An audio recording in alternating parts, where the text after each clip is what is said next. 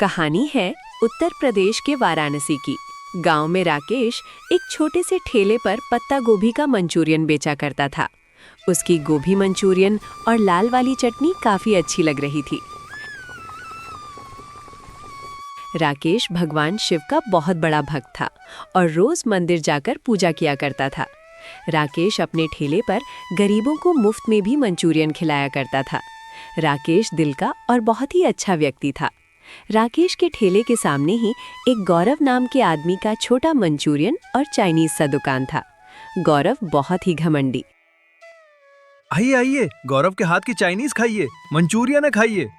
गौरव की दुकान पर ग्राहकों की बहुत लंबी लाइन लगी होती है, लेकिन राकेश के ठेले पर सिर्फ मक्खियों ही घूमती रहती थी।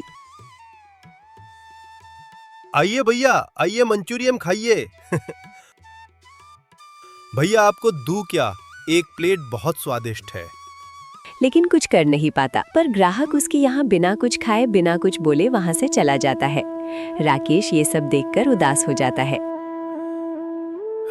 हे शिव जी, ये मदद करो मेरी। ऐसे ही शाम हो जाती है और राकेश अपने घर जाता है।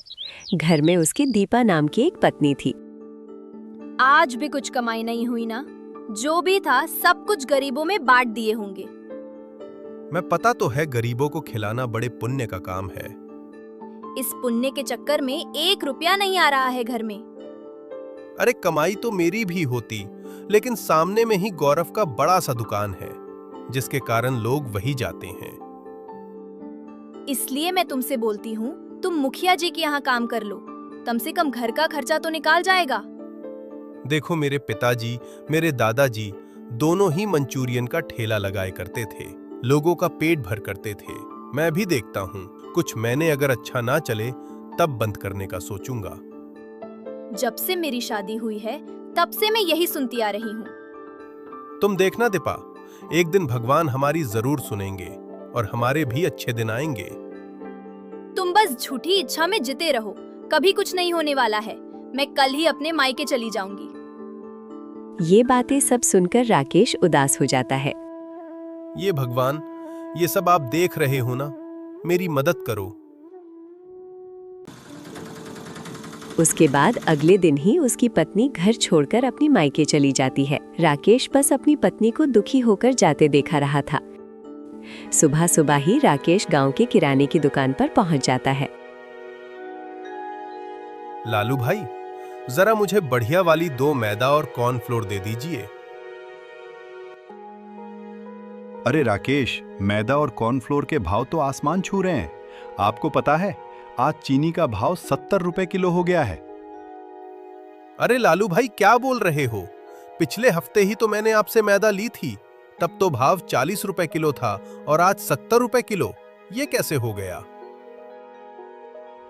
वो क्या है ना, जो कंपनी में सब बनाती है वही दाम बढ़ा दी है। देखो राकेश, तुम मेरे पुराने ग्राहक हो, तो इसलिए मैं तुम्हें बता रहा हूं कि मेरे पास पहले ही पुरानी मैदा रखी है, जो थोड़ी सी मिलावटी वाली है। अगर तुम कहो तो मैं तुम्हें वो सही भाव में लगाकर दे देता हूं।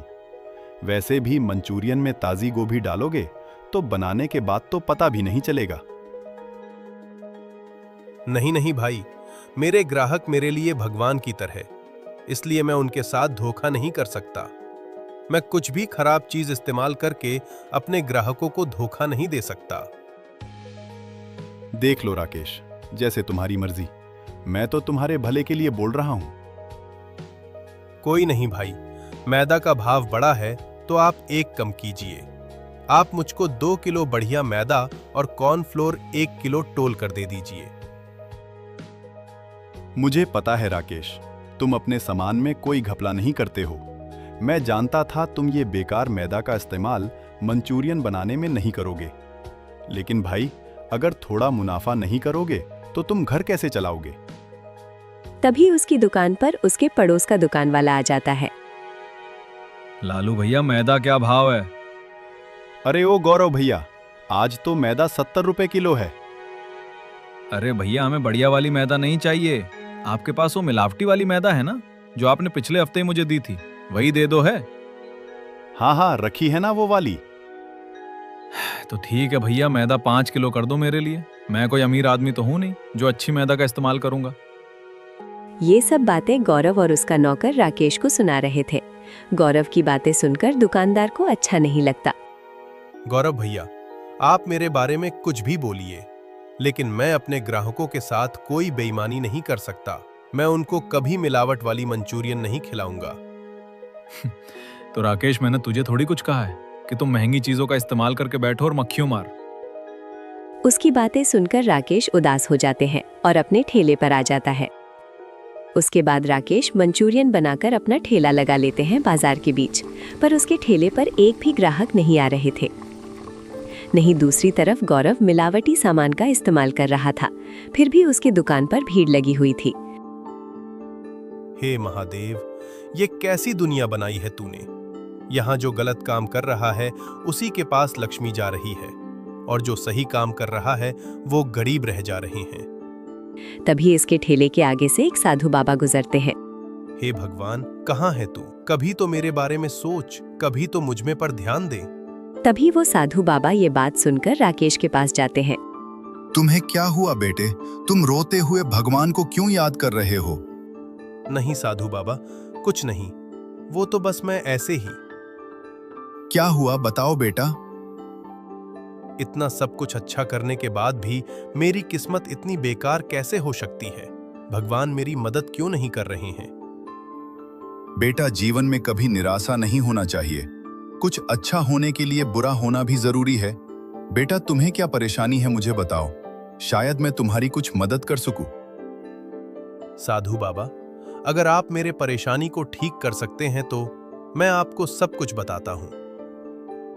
राकेश साधु बाबा को सब कुछ बता देता है कि कैसे उसकी बीवी उसे छोड़कर चली गई और गौरव ने किराने की दुकान पर उसे क्या-क्या सुनाया। अरे बेटा, जीवन में कठिनाइयां तो आती ही रहती हैं, लेकिन हमें उनका डटकर सामना करना चाहिए। साधु बाबा, मेरी ये परेशानी कैसे खत्म होगी? बेटा, मान लो मुझे भगवान नहीं भेजा है। ये तो एक डिब्बी, इसमें नमक है। इसका मैं क्या करूं?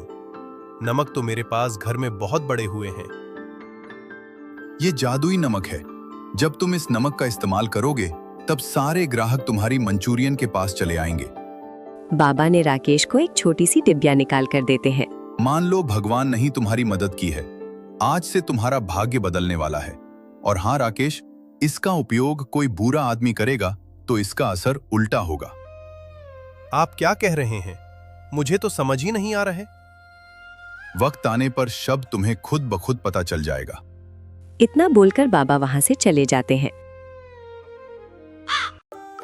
चलो, बाबा ने तो कहा है, ये नमक डालकर मंचूरियन बनाकर देखता हूँ, क्या होता भाग्य बदल जाए मेरी।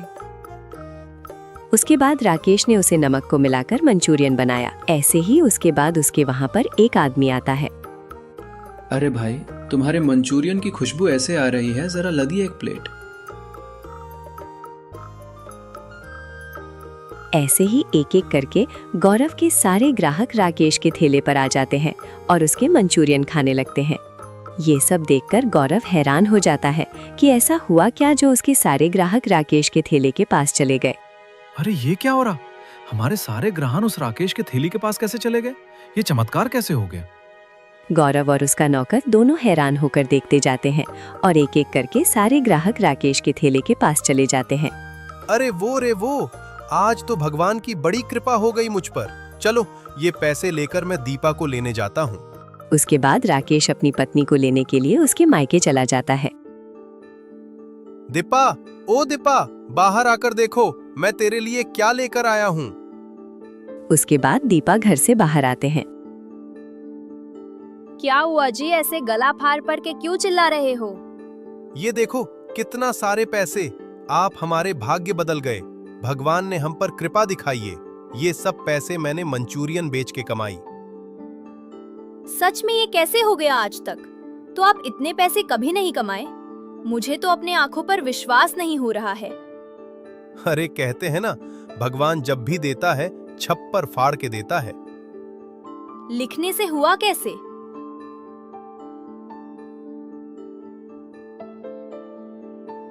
जब तक उसे बाबा का दिया हुआ नमक हमारे पास है, तब तक हमारी बिक्री बहुत अच्छी होगी।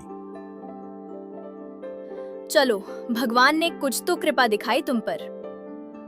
उसके बाद दीपा उसके साथ अपने घर चली आती है। अगले दिन जब राकेश ठेले पर मंचूरियन लगाता है तो उसका ठेला ग्राहकों की भीड़ से भरा होता है। कल तो तुम्हारे मंचूरियन खाकर मुझे मजा ही आ गया। हाँ भाई, मैं भी आया था, पर तुम्हारा दुकान बंद था तो वापस चला गया। कल क्यों नहीं आए? क्या है कि कल और सारे मंचूरियन और चटनी खत्म हो गई थी। आज मैं ज्यादा बनाकर लाया है। लेकिन गौरव की दुकान पर कोई ग्राहक नहीं होता। ये तो देखो जरा आज फिर से ये राकेश की दुकान पर ग्राहकों के कितने भीड़ है और हमारी दुकान पर सिर्फ मक्खियों ही मक्खियों मंडरा रही है।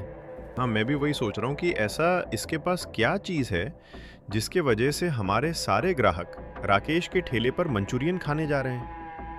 शाम होते होते राकेश के सारे मंचूरियन बिक जाती है। अरे ओ लालू, जरा मुझे 10 किलो मैदा तो दीजिए, लेकिन हाँ, अच्छी होनी चाहिए, वो मिलावटी वाली नहीं। लगता है राकेश तुम्हारा मंचूरियन का ठेला कुछ ज्यादा ही अच्छा चल रहा है, इसलिए तो तुम आज 10 किलो मैदा लेने आए हो मुझे, और वो भी बढ़िया वाली। हाँ दादू भाई, भगवान की कृपा से मेरे दिन फिर से अच्छे गए। ये सब बातें गौरव और उसका नौकर सुन रहा होता है। अरे रामू, जरा पता तो लगा कि इसके पास ऐसी कौन सी चीज है जिसके कारण 5 से 6 दिन से उसके ठेले पर ग्राहकों के इतने भीड़ है। मुझे भी समझ नहीं आ रहा कि जो इंसान पूरे दिन थैली पर बैठकर सिर्फ मक्खियों ही मक्खियों मारता था, आज वो 10 किलो मैदा के मंचूरियन बनाएगा। ऐसा इसके हाथ क्या लग गया जो इसके ठेले पर ग्राहकों की भीड़ ही भीड़ है। अगले दिन जब गौरव का नौकर राकेश घर जाकर देखा है तो उसे जादू नमक के बारे में पता चल जाता है। फिर वो तुरंत गौरव के पास जाता है और उसकी सारी बातें बता देता है। रात को गौरव उसके घर आता है। अरे कहाँ है वो जादू नमन जिसके बारे में तू बता रहा था? जल्दी ढूंढ जल्दी। लेकिन उन दोनों को ये नहीं पता होता कि राकेश छुपकर उन दोनों को देख रहा होता है। ये देखो, आखिर मिल ही गई मुझे जादू नमन। चल चल जल्दी चल, कोई देख लेगा तो सारी मेहनत बेकार हो जाएगी। फिर दोनों वहां से उस नमक का डब्बा लेकर चले जाते हैं, पर ये सब राकेश छुपकर देख रहा होता है। अब आएगा मजा। साधु बाबा ने कहा था, जो लालची व्यक्ति इसका इस्तेमाल करेगा उसका असर उल्टा हो जाएगा। अगले दिन जब गौरव उसे जादू नमक से मंचूरियन बनाते हैं तो उनकी सारी मंचूरियन जल जाती हैं और जलकर काली हो जाती हैं। अरे ये उल्टा पुल्टा क्या मिलवा दिया आज कि मेरी सारी मंचूरियन बर्बाद हो गई। तेरी वजह से आज मुझे कितना नुकसान हुआ है। नहीं नहीं, राकेश तो अपनी पत्नी को कह रहा था, ये जादुई नमक है। अब मैं क्या करूं, आज का पूरा नुकसान हो गया। ये सब देखकर दूर से राकेश उन पर हंस रहा था। तो हमारी कहानी यहीं पर खत्म होती है। हमारे अगले वीडियो पर राकेश जमशेदपुर से, रोशन छत्तीसगढ़ से और गौरव ने कमेंट किया था, तो इस वीडियो में उनका नाम इस्तेमाल किए हैं। अगर आप चाहते हैं अगले वीडियो में आपका नाम इस्तेमाल हो तो प्लीज कमेंट में अपना एक प्यारा सा नाम लिख दीजिए।